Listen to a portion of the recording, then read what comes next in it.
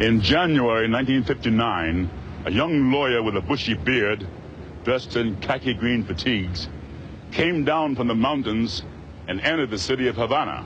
His adversary, the dictator Fulgencio Batista, had fled. The young guerrilla walked out onto the balcony of the presidential palace here behind me and spoke a few simple words. The young lawyer, of course, was Fidel Castro. This program is about Castro's Cuba. It's about Cuban independence. It's about the very high price the Cuban people have had to pay.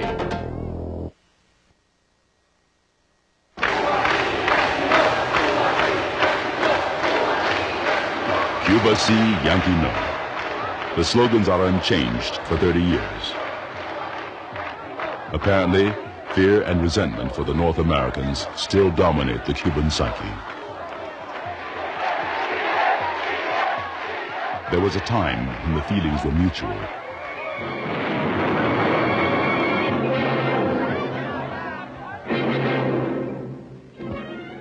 The Cuban Revolution drove out one dictator, but it produced another, Fidel Castro. Little did the Cuban people suspect that Castro would betray their cause and deliver them into the hands of the most ruthless of all tyranny, into the iron grip of communism. 30 years later, the brash young revolutionary seems much less ferocious. An aging lion, the last holdout of a dying breed.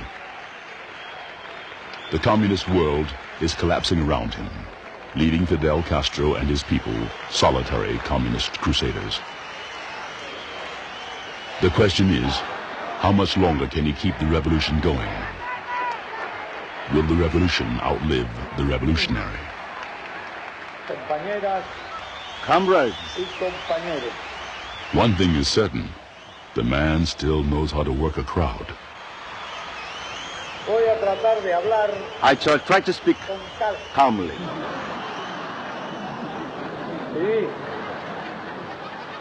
Because calmness is one of the characteristics of our people, of our revolution. It is them who are crazy. Crazy.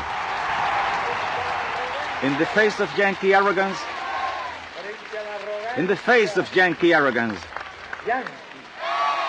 we need hundreds of heroes. Tonight, these Cuban merchant sailors are being honored as heroes for surviving and outrunning an attack by the U.S. Coast Guard. To Cuban eyes, an illegal search and seizure attempt. But this is only a small victory. The state of siege will continue. Cuba must stay united against the dreaded imperialists.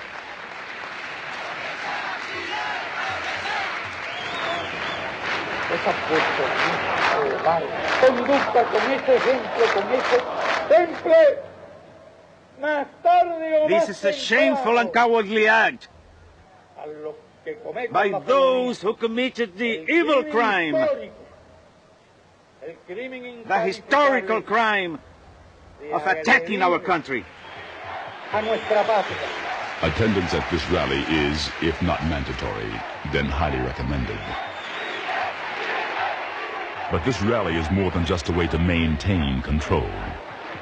It's also a sincere demonstration of national pride and independence. For 30 years, Cuba has resisted a superpower.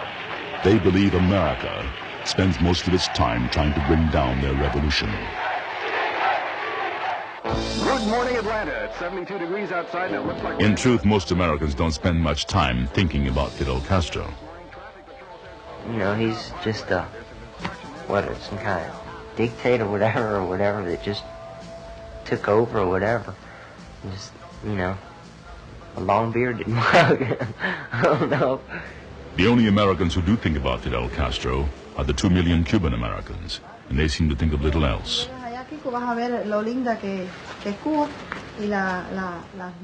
This is Francisco Ramirez, born and raised in the USA, an American citizen.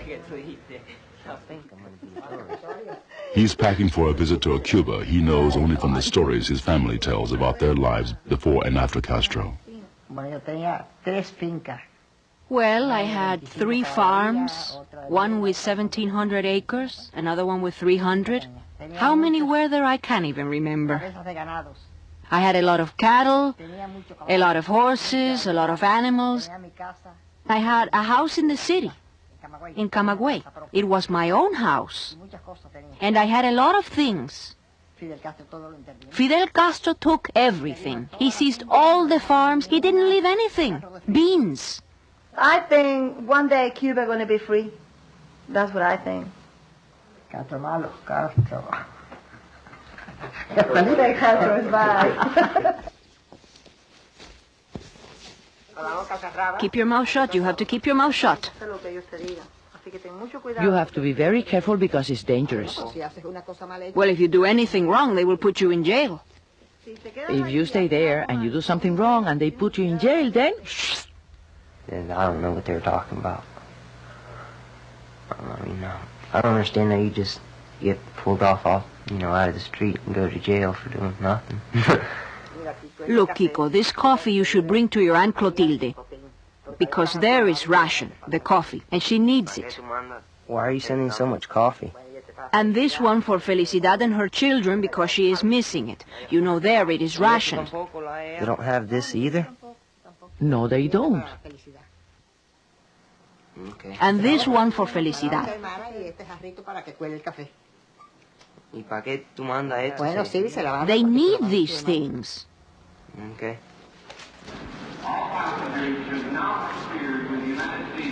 Miami International Airport. There are weekly but highly restricted flights from here to Havana, despite the official belligerence between the two countries.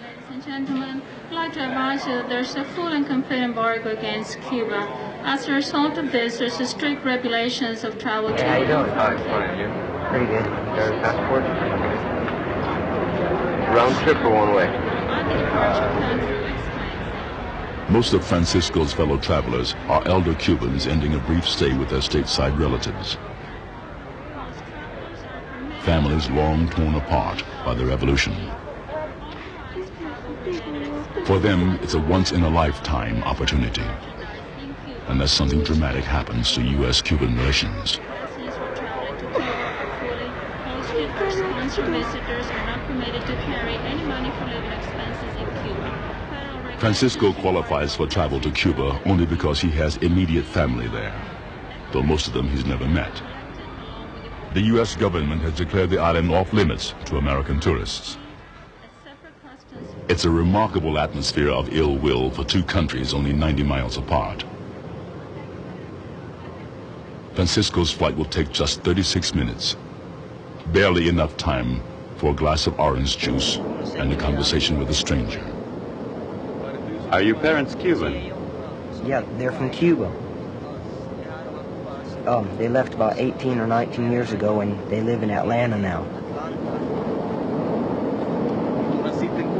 Were you born in Cuba? No, I was born in the United States. Interesting. Do you know that in my case, it's completely opposite to yours?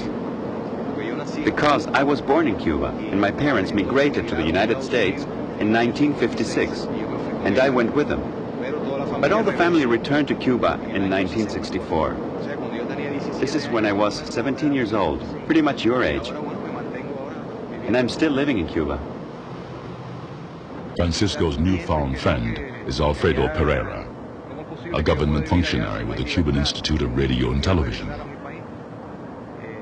Whether the presence of a Cuban official on the flight is a coincidence or not, it serves as a reminder that everything an American visitor sees in Cuba has government approval. The challenge is to see past that orchestration, to uncover the real Cuba.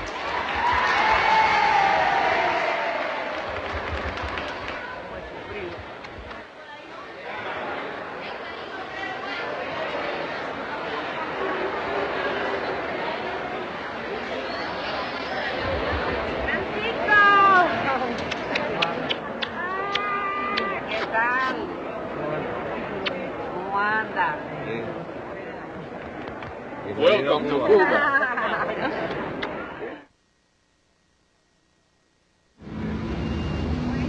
Tell me, how is your family? They're well. And Mary, how is she? A little sick. Francisco will be staying at his aunt's apartment in the historic Dictator section of Havana. On the plane, I met this guy named Alfredo. So, is he from Cuba? He was telling me how he likes it here. He liked it in the United States, but in 1964, the whole family moved back to Cuba. In 64, and he didn't go back? Well, they stayed here. So he likes Cuba. There it is.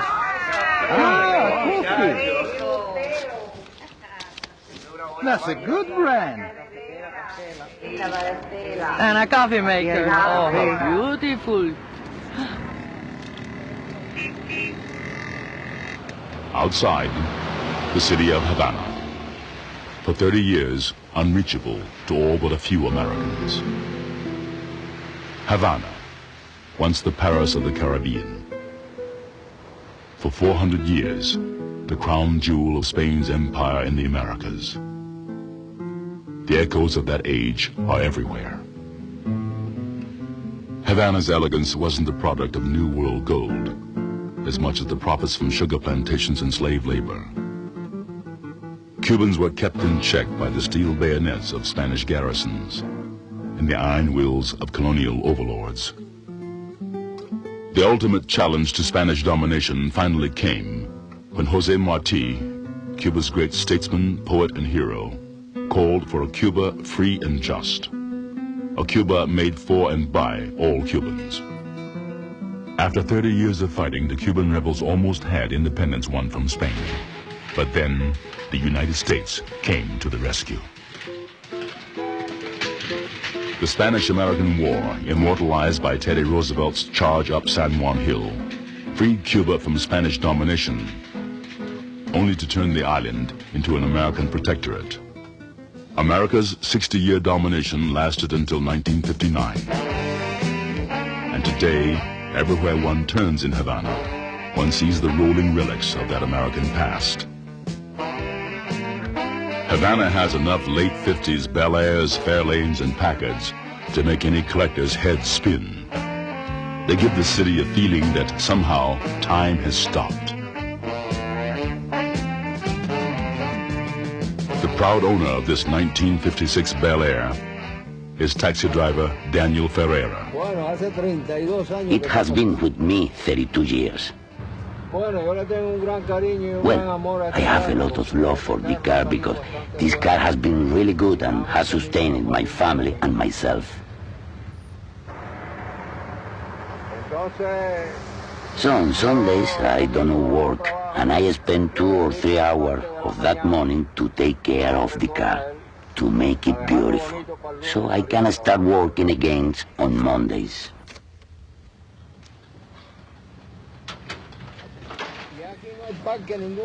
Now, there is no spare parts suppliers. Here, there is nothing for them. The time will come when a car will break down for any reason, and you just have to leave it there, because here, there are no spare parts. The United States' stifling embargo against Cuba went into effect in October of 1960. Ever since, the key words for Cuban car owners have been cannibalize, refit, and make do. For those who think of ingenuity as a Yankee trademark, imagine trying to keep up this classic without a parts store around the corner. Right now, I don't have any spare parts to repair the engine. We will see when the car needs repair if we can resolve the problem. But here, you can resolve everything. Here, as the saying goes, the impossible is when you are dead.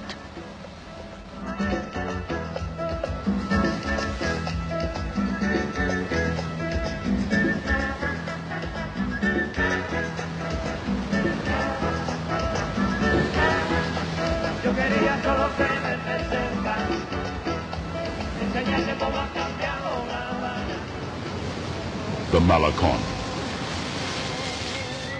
To Americans old enough to remember, this lover's walk surely evokes memories of a very different Havana.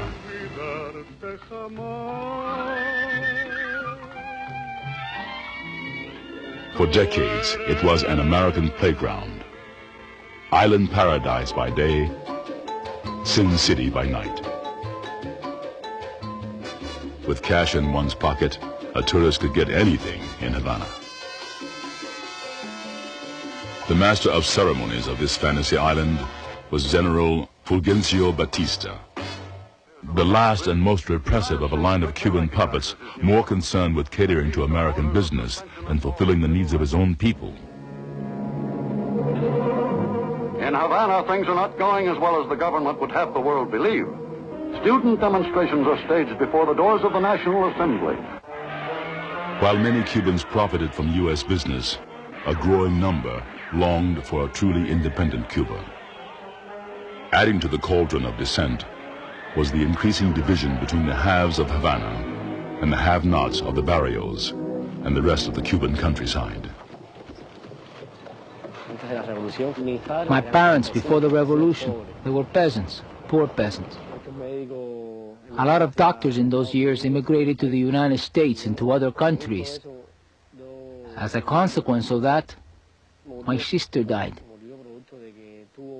because she was suffering from a disease that wasn't detected on time. As a result of the way things used to be, the girl died.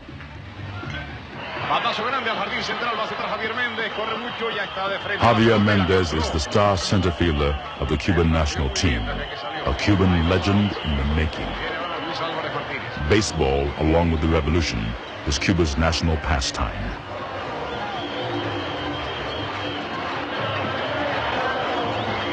Mendez would be worth millions if he could play in the United States, or if he wanted to.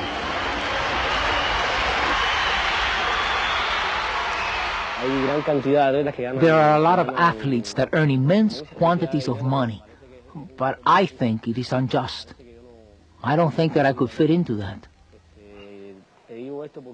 I'm telling you this because there's so much injustice, so much vanity in the world. And I would feel very bad earning a lot of money while there's so much poverty in the world.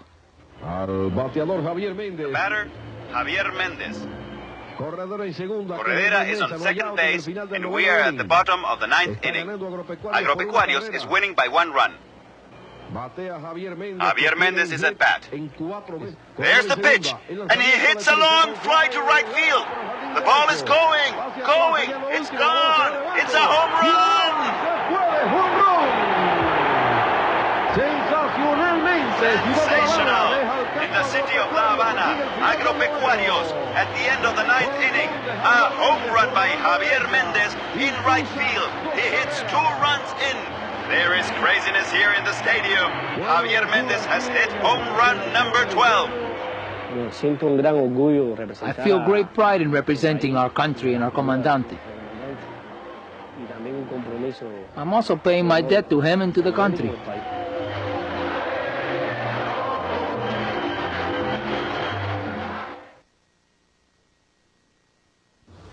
What you see of anything depends to some extent on where you stand. The image of Cuba, if you're standing in the suburbs, say, of Miami, is of a country infiltrated by Moscow and run down by socialism.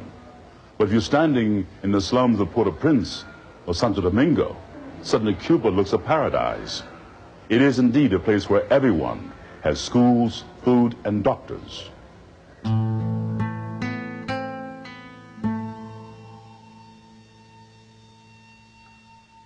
Beyond the cities and the shore lies the vast interior of Cuba.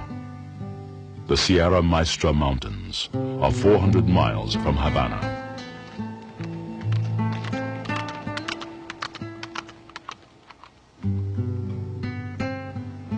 They remain rugged, remote, inaccessible. For a rebellious Fidel Castro, these mountains were an ideal hideout from which to launch his attack against the dictator Batista. It was here he learned firsthand the depths of Cuban poverty. Castro was the product of an affluent Cuban family. He went to the island's best schools. The people of the Sierras, long ignored by the government in Havana, gave him shelter and support. Fidel gave them the promise of change. The Sierra Maestras became Cuba's Valley Forge. First films of Cuban rebel leader Fidel Castro and his ragged force in their mountain stronghold made shortly before fighting erupted in all 6 of Cuba's provinces. This is the band, numbered at about 1,000. Castro and Argentine revolutionary Che Guevara will train and fight alongside their guerrilla recruits for just over 2 years. Fidel Castro calls a strategy meeting.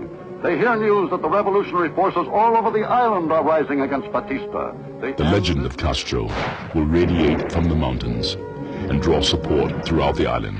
It is an unequal battle of idealists against tough professional forces. Says Castro, if I lose, I'll start over again. If Batista loses, he loses for good.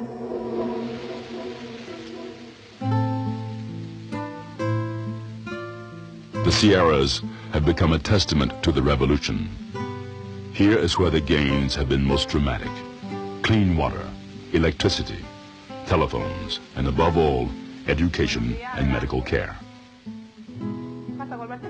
Dr. Amanda Lasser, 24 years old. The village of Bue Arriba is her first field assignment. Look up.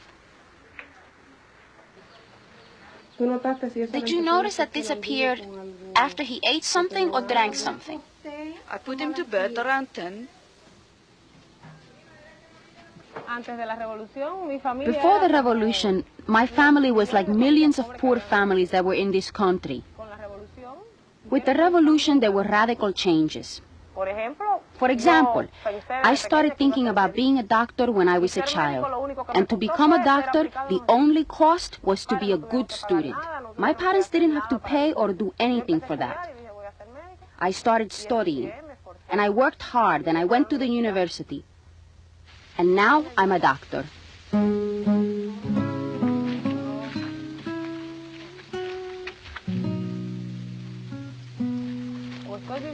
I'm living in places I read about in books. Everyone here has a cousin, an uncle, a grandfather, a father, or a mother that participated in the guerrilla fight. Today they are my patients, and they come and talk with me and tell me those things that I once learned through writers. Who can tell me the name of one of the leaders of the insurrection in the Sierra Maestra? Let's see, you. Tell me. Camilo, very good. Let's see, who can tell me another one? Fidel Castro, very good. Good morning, excuse me. Rogelio, we came to interrupt your class a little while. We came to give you a second dose of the vaccination we gave you the other day. Remember? The one we shot in the arm with a very little syringe. Are you Armenio? Ay, ven.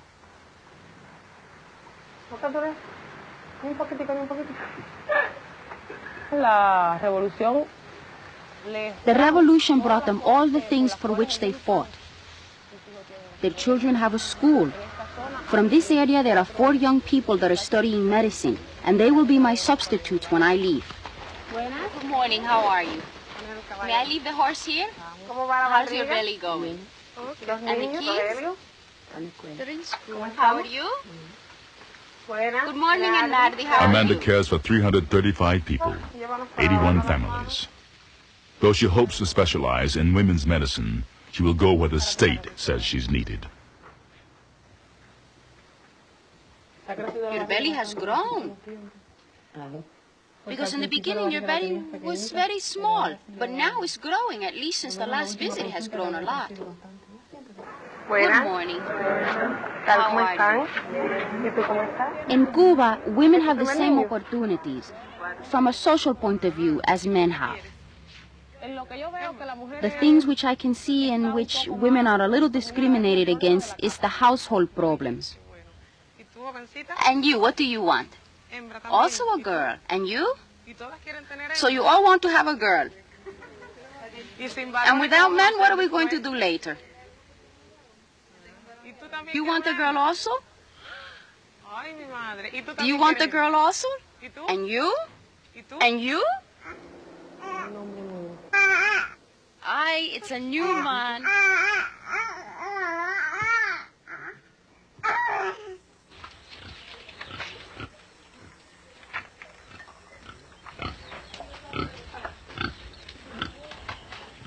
Amanda holds a special place in this community. She is a living symbol of the gains for which these people struggled more than 30 years ago. The men and women that live around here, they made the revolution. So I have to do my best, because I cannot disappoint the people and have them think that their fight was in vain.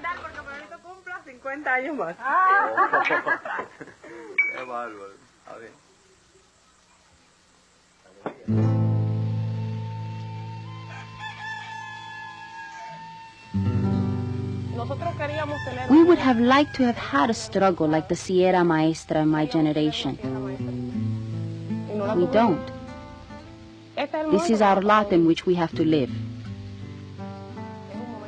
This is a difficult time, though it's not a time of fighting, and we can see that the education we have received was done through 30 years of the revolution. It has brought us to where we are.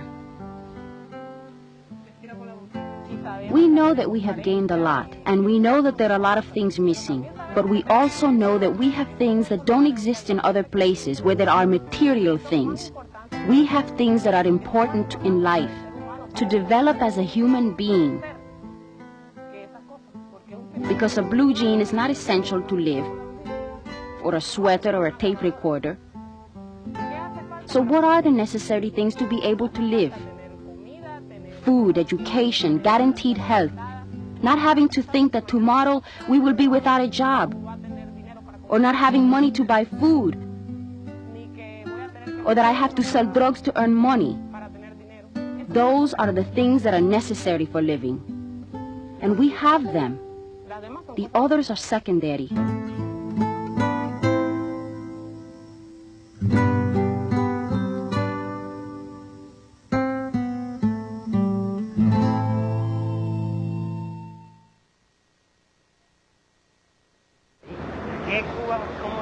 Francisco Ramirez is exploring the heart of downtown Havana with his cousins.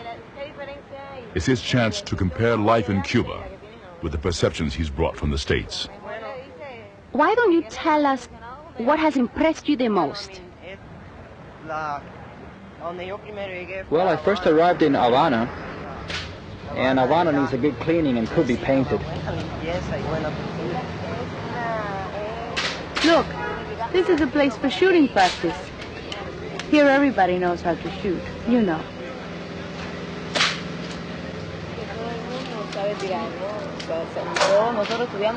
When we go to school, we have lessons in military operations. Do you know how to shoot? No.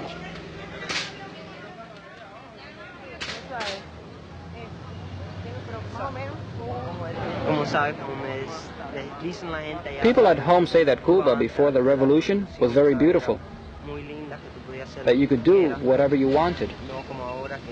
Not like now, that you have to get food with coupons. Before you could eat whenever you wanted if you had the money. Yes, that's the problem. This is what I think. The way we lived before the revolution, this is what my parents told me. There were people who could eat very well, and there were people who couldn't eat very well. Now, after the revolution, everybody eats more or less the same. I don't agree completely. It's true there are differences between before and now. If you worked, you could eat whatever you wanted and you could live the way you wanted. Now, more or less, everyone works and everyone lives in the same way. This shouldn't be like this. But it has its advantages and disadvantages.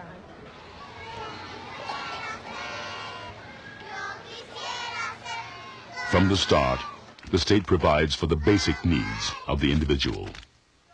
That has been the promise of Castro's revolution. In return, it demands unswerving obedience. Those who do not obey may join the hundreds of Cuba's political prisoners. The individual's involvement with the state and the state's involvement with the individual is a lifelong affair. This is a state shop, set up exclusively for newlyweds.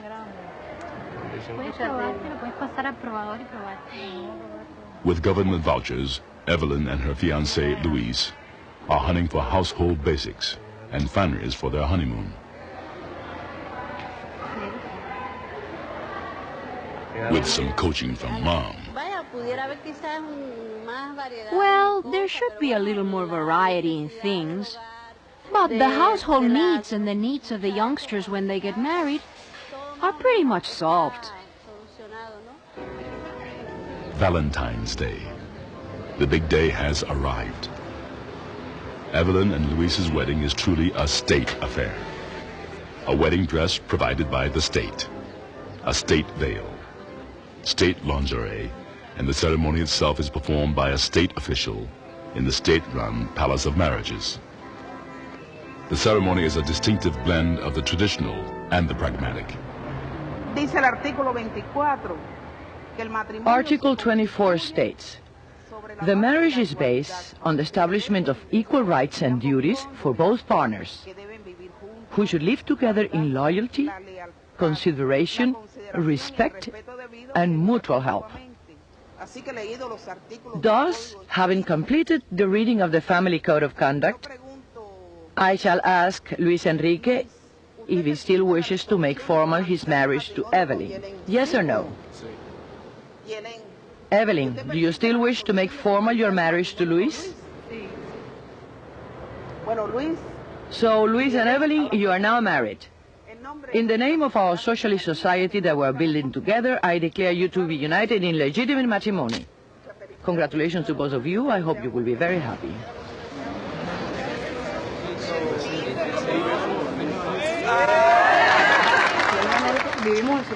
First of all, we're living at his house with his mother and his sister, and we're doing well, but we plan to work in a micro brigade. 5 years, 6 years, whatever, so we can live alone in an apartment. We are both going to work. We both are going to work in a micro brigade. Cuba's housing shortage has been severe and persistent.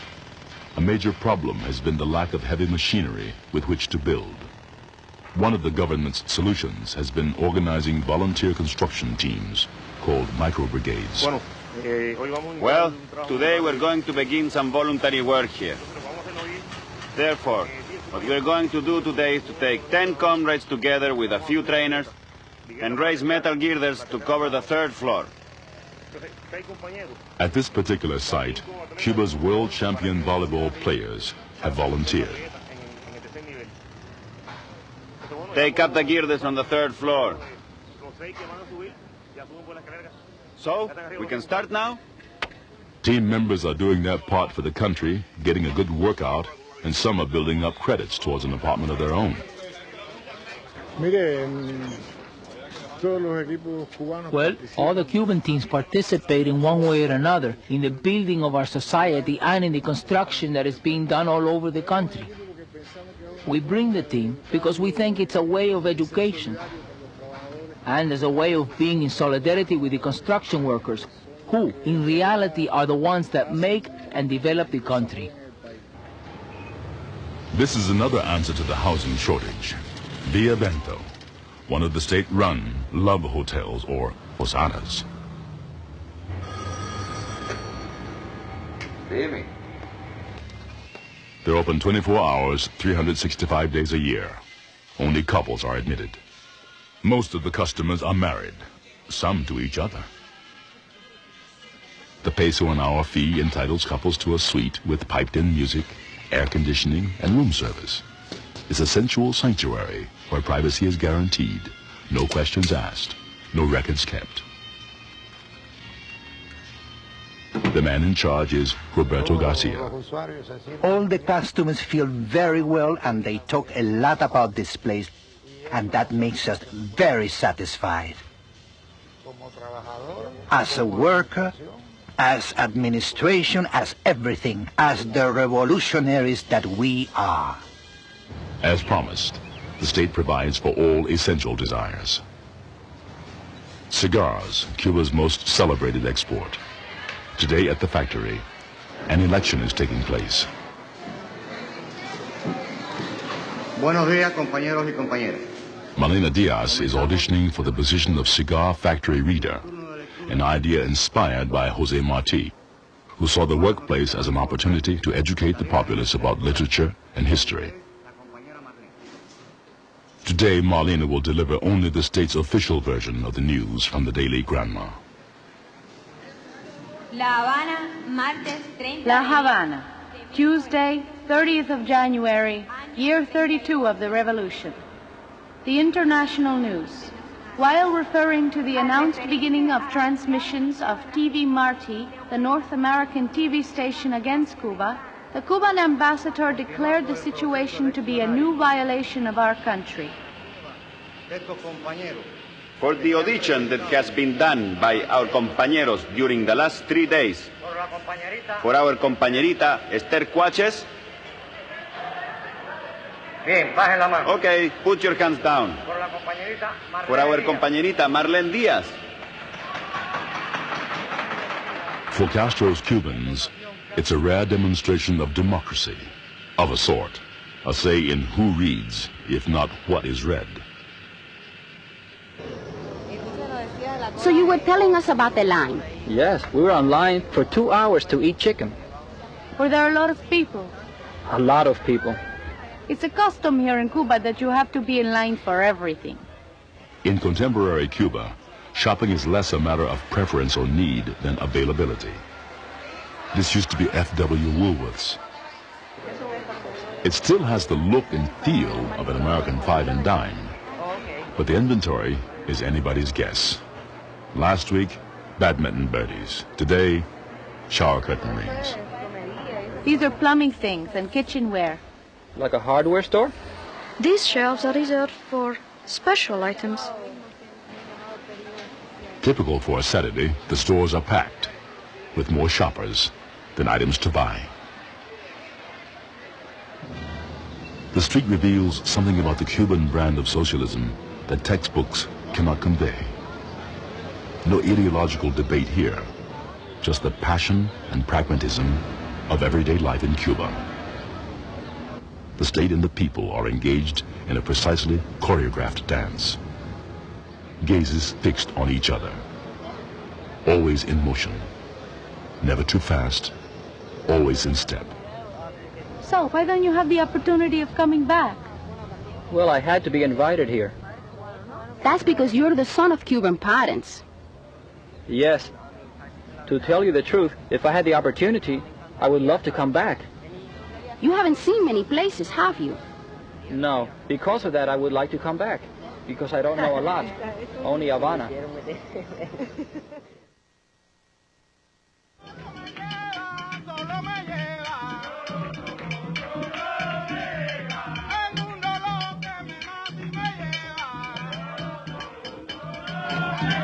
This is the beginning of a religious ceremony.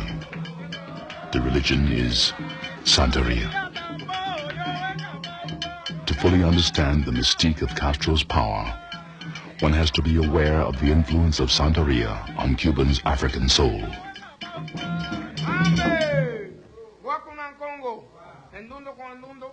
Santo Tomás, 3 personas distintas, un solo Dios. Somos, somos, somos, no somos. Piedando quinta, lengüeta mi ore. Mi piedando quinta, lengüeta mi ore. This man, Enriquito, is a high priest, a babalao.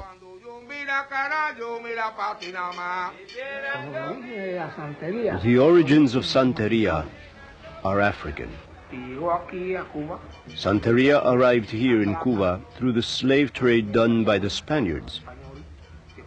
The blacks who were brought to be used as slaves were the ones that introduced the religion. The Spanish knew that they were bringing their beliefs and their religion. Therefore, they had to do it in hiding. In that way, the syncretism of Catholicism and the African religion began. All the saints of the Catholic Church are white,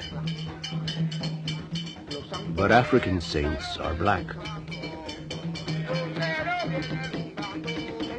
In that time, Santeria was only practiced by the blacks that came from Africa,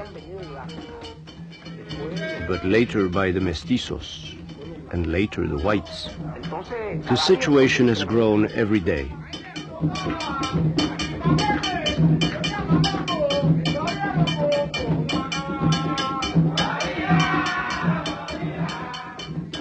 Sadly, Santeria flourishes in a socialist state where atheism is the official doctrine, but where Afro-Cubans are the majority. That Fidel Castro has never aggressively repressed it may be more political savvy than oversight. When the revolution hadn't yet triumphed, among the ones who went to fight for what we have today, there were the same number of blacks as whites. So in the mountains, they all met like brothers. They fought together to achieve this triumph that our Comandante Fidel Castro, as the principal leader, has been able to achieve.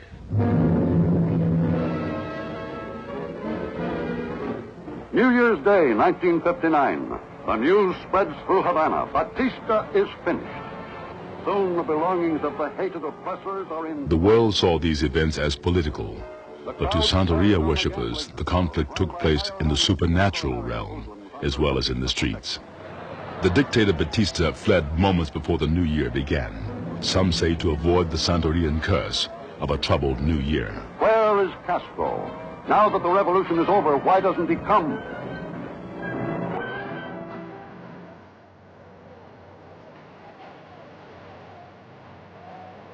Castro was the new political force in Cuba.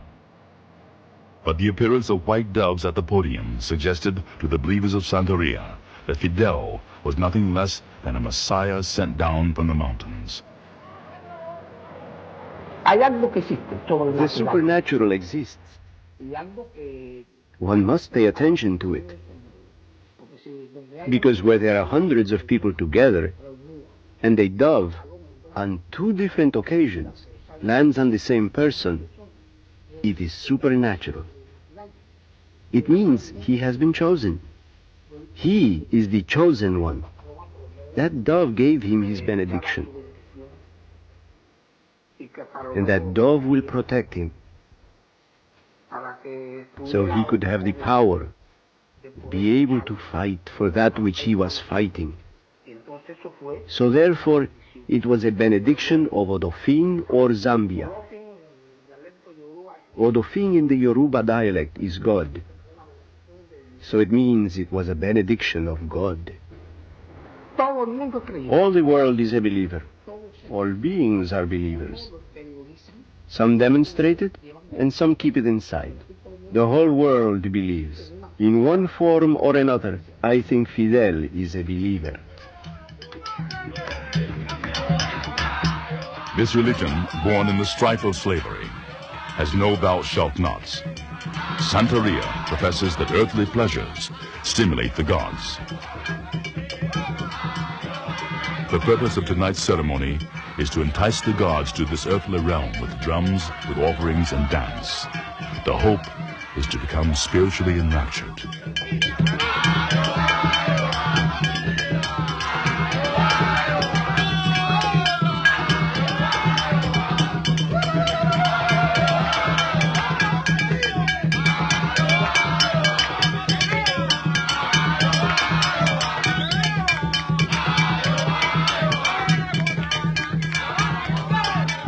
This young woman has opened herself to a union with a god.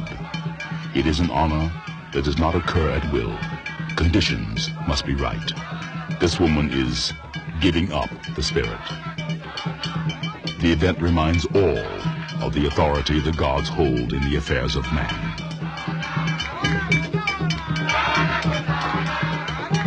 As Enriquito tells his children, and as Fidel Castro knows well, one should never underestimate the power of faith.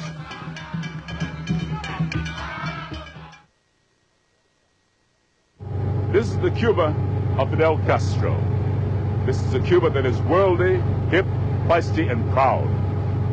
Incessantly involved in affairs around the globe, this island nation has won the respect, sometimes grudgingly, of countries 20 times its size. Castro's Cuba stands tall in the ranks of nations. From here in Havana, Cuban diplomats, doctors, engineers, construction workers, healthcare specialists, and highly trained combat troops sail to more than 40 different countries. They export war and peace. according to their own conscience. Today, an army comes home from war. At Havana's harbor, the city is turned out. Cuban sons and brothers are coming home.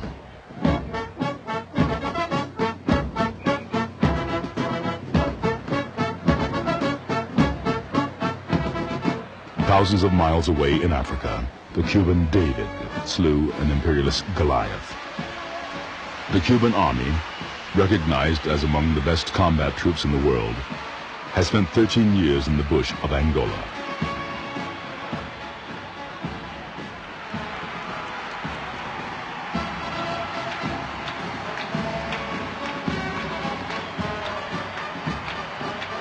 They have fought in the name of international revolutionary solidarity, and with their Angolan comrades, they have triumphed.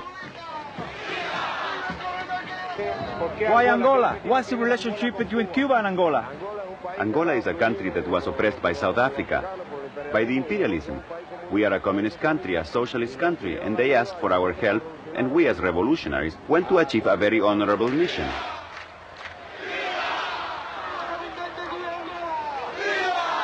The nation is ecstatic as its soldiers return home from war.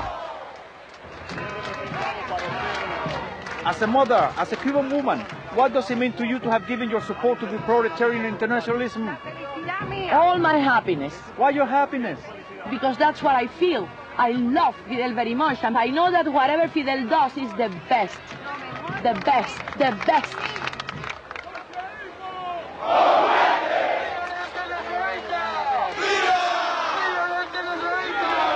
Yet there is more than the relief of a safe return and victory in the air. Today is a passionate display of national pride. These men are symbols of all that Castro's Cuba has aspired to be, a nation to be reckoned with, a major player on the world stage. Defiant, spirited, free.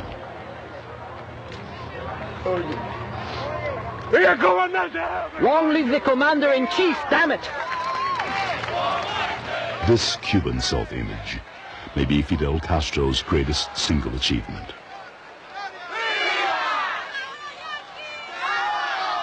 The exhilaration of this day is also tinged with a sobering realization. The Cuba to which these troops have returned is facing its greatest challenge. Cuba is in grave danger from political and economic isolation. In such an atmosphere, the chant "socialism or death" has an increasingly ominous ring. It's more than just a slogan, it's the stakes.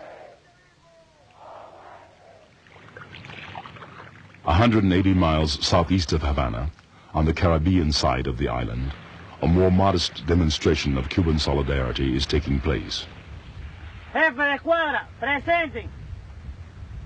This is the citizens' militia of the town of Playa Girón. Every town, village, and city block has a citizens' militia like this. En su lugar, descanse. This collection of housewives, farmers, and students has been drilling for 36 hours straight. Bien. Nosotros hemos recibido la misión. We have received the mission of defending the coast with the objective of repelling those who disembark from a marine company from the United States. They intend to disembark in our territory during the next 15 hours. Is it clear? The fear of invasion has been a constant companion in the Cuban mindset, reinforced by repeated weekend exercises like this and 3 fateful days in Cuba's past.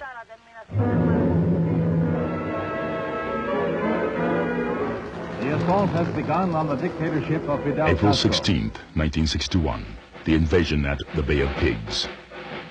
1,200 CIA-trained Cuban exiles came ashore in an attempt to overthrow Castro's regime. The hows and whys of the invasion plans are sketchy, but what actually happened is crystal clear. The battle raged for days, but the outcome was never in doubt. Castro's forces overwhelmed the invaders.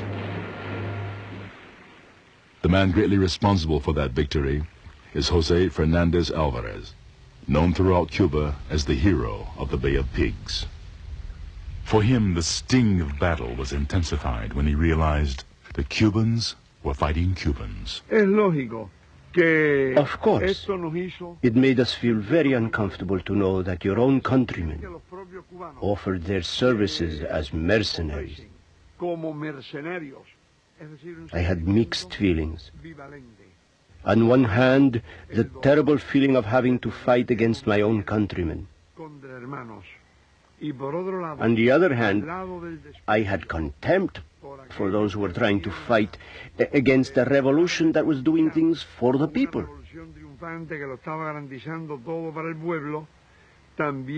Also, the desire and the conviction of the need that the revolution would be victorious.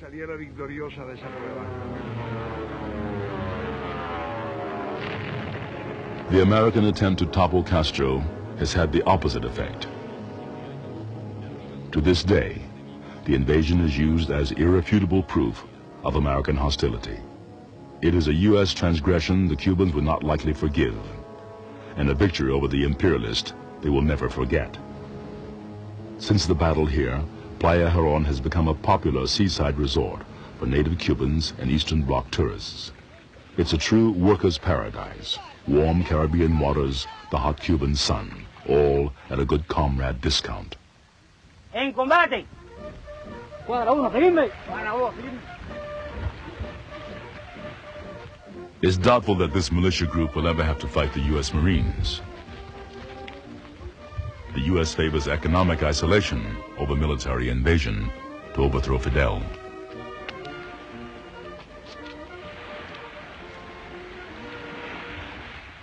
The sacrifice that we are willing to do is to die for socialism, for our country. The slogan of our chief commander is socialism or death, and we are ready for it. Shooter, don't let them disembark. Clear? Yes. Obey the order. Organize all the weapons. Every shot should be effective. Clear? Fire! Fire! Fire! What's important in this exercise isn't marksmanship, as much as reinforcing the doctrine that Cubans must be willing and able to defend the revolution against whatever threats appear on the horizon. How could we not embrace this system, this revolution, with all our strength? If it was for the well-being of our children, of the ones that we were seeing dying, these people grow stronger with the difficulties to support Fidel, because here we want Fidel. He is our father. He is the father of our people. The revolution is our mother. And we feel proud, and we step forward as many times as necessary, and we respond to our commanding chief every time he asks us for effort and sacrifice. We do what we want to do. We are free as the air, and that is appreciated by our people. This is not understood by the U.S. administration. That a small country could have such dignity as to be capable of such an heroic attitude and sacrifice, to be able to keep its liberty, independence, and dignity as a free country.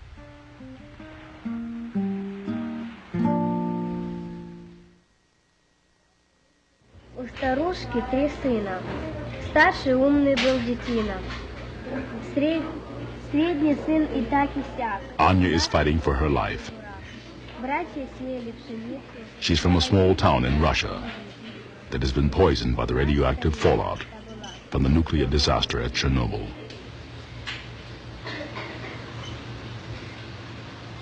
There are 335 children like Anya in this Cuban hospital. Some are miraculously healthy. Many cases are terminal. All of them have faced the tragedy of losing brothers and sisters, parents, or hometowns to which they can never return.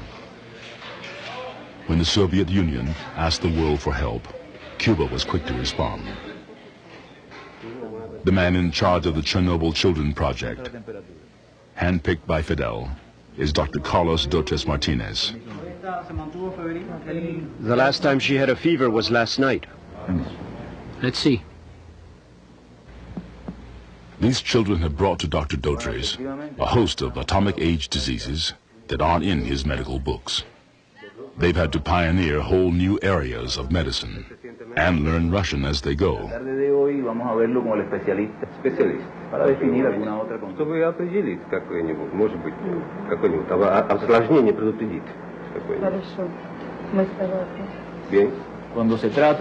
When it's a matter of helping and caring for children, it doesn't matter what country they're from. They have an ailment and they need us. I feel happy, fulfilled. I am a pediatrician in love with my profession. I am a fanatical about my work, really dedicated to it. Corredor en segunda, que Germán Mesa, no hay out en el final del noveno inning. Cynics would say that the care the Cubans are providing is a way of paying back or assuring continued Soviet economic support. Cubans would suggest otherwise. This collaboration, this aid for the children, in this case Soviets, is no more than the materialization of an aid policy. It's a solidarity aid, humanitarian. It's not for economic gain. We, the ones that work in this, we're doing it with the heart. We are doing it with a dedication to a group of children that have been tragically affected. Yet Castro's Cuba and the Soviet Union have had a remarkable kinship for two such very different kinds of people. And the strongest bond of all has been economic. Nearly every ship in this harbor is Soviet. Since the early 60s, these ships have provided the trade, services, and arms that have kept Castro's Cuba afloat. Mira, a ver aquí. Correcto. Jose Aguilar, the man in charge of keeping things moving in and out of Havana's harbor. I started as a stevedore working on board the ships, unloading merchandise. I have been working in the Havana port since 1955.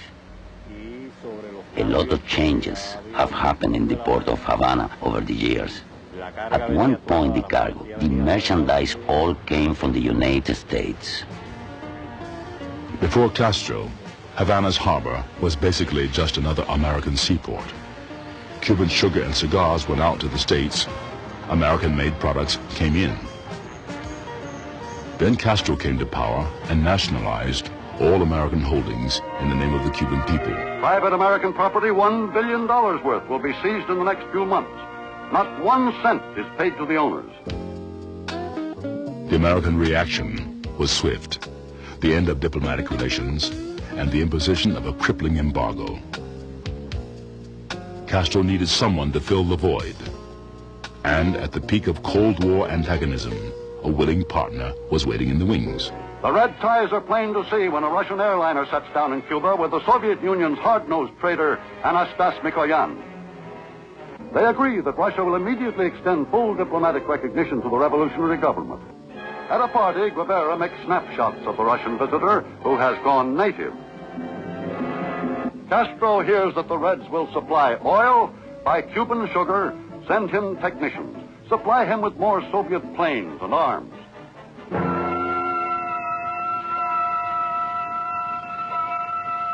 The Russian export to Cuba that America and the world will never forget are the missiles of October of 1962.